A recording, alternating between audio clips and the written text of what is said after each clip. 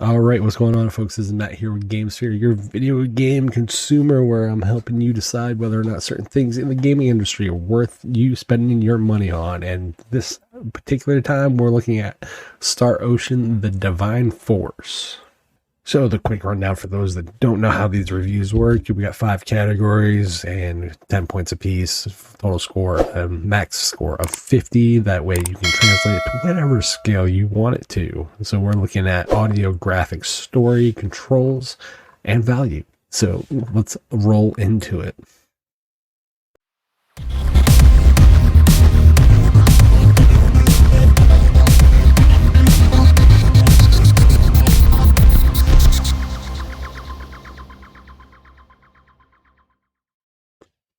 So first up, we have audio. So the audio in Star Ocean: The Divine Force, the voice acting is quite solid. No character's voice actor that I really hated, like Limmel in The Last Hope. Music is fantastic, as I would expect nothing less. Even for all its flaws in a game like Star Ocean 5, integrity and faithlessness, it had a fantastic music. Environmental sounds are appropriate.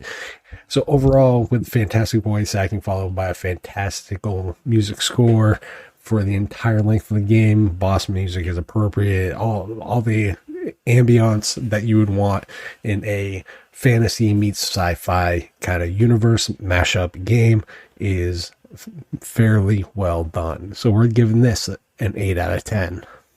So next up, we have graphics. Now this area can be a little divisive, as the graphics are going to be totally subjective to your preference and art style. Me being more of an anime type fan, and I'm totally fine with character designs. Each is unique and provides distinguishing features that reflect the characters themselves. The graphics for the hub world / semi-open world are good, but nothing to really write home about, though there are some fantastic photo-worthy moments where everything just comes together magnificent. Some areas that are not so magnificent, though, are some of the character animations can be a little stiff. The English voice acting lip syncing is quite off because this was originally done in Japanese. The hair movement is stiff. So what I mean by that is, if you've ever played any of like the WWE 2K games, that's kind of the hair motion around the characters, like the main model characters. Not horrible, but not stellar either. There is also some texture pop-in and environmental pop-in in the open world, semi-world hub areas. You know, trees and that kind of stuff will occasionally pop in. But overall, not bad at all. So this, for the pop-in and a few stiff character animations, I'm giving this a 7 out of 10. The story starts off from 2 different characters' perspectives. So if you've played a game like Scarlet Nexus, you will understand that it's kind of perspective based in how you choose. So you have Raymond, who is the captain of the ship that gets shot down over the planet that you spend a majority of the game across, or you can play the fantasy princess Letitia. The story does take a little bit to get going, but once it gets going, it'll keep you going until you find the next portion of the story that you want to keep going to. There are nice little companion moments that you'll get as well to know your teammates better. In the game, they're called private actions. The way they're played out is kind of 2 different styles. You have ones very much like in Star Ocean 5, or something similar to how the story and side characters are conveyed in something like Mass Effect 3. So it's in engine and it's in scene of the game. So it's not its own cutscene or any of that kind of thing. It's all text and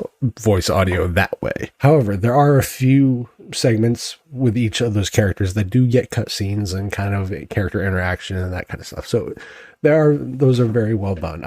As far as the overall characters in the story, the characters show growth and determination to meet their goals. I will say that some of the writing makes the characters almost a little too accepting of strangers who have fallen into a new world. So that takes a few points away just from an immersion point of view. But overall, fantastic story. The story has a solid send-off, a solid ending. There are multiple endings for each one of the characters as well. So definitely something I really, really like. So overall, though, the story for this gets an 8 out of 10.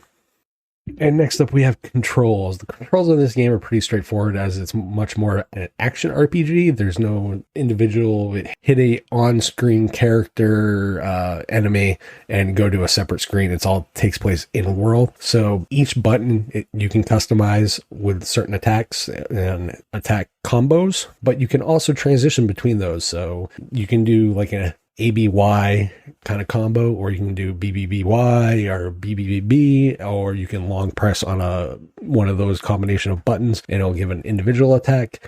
Totally up to you how you want to customize that as you progress and go about the upgrades on your character. Use of items is a little bit different in this game. It's not really integrated into the menu. You have to hit the pause button, the share button, whatever controller you decide to use. In there, you end up hitting the A or X button, and it will bring up the items menu for you to use and go through that way. The right bumper allows you to fly short distances with the use of your robot/jetpack to get the advantage in battle. And yes, there are limit breaks with the right trigger in this game. They're called VATing in this game as far as limit breaks. Each character has their own specified one. You can switch characters with the directional buttons and go that way if you want to play a different character than the one you selected at the beginning of the game.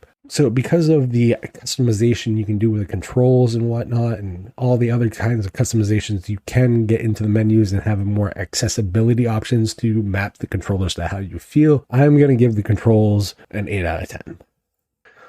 Now, value. Value is always something that is totally subjective. For me, I try to get at least an hour of game for every dollar I spend. So this game worth it?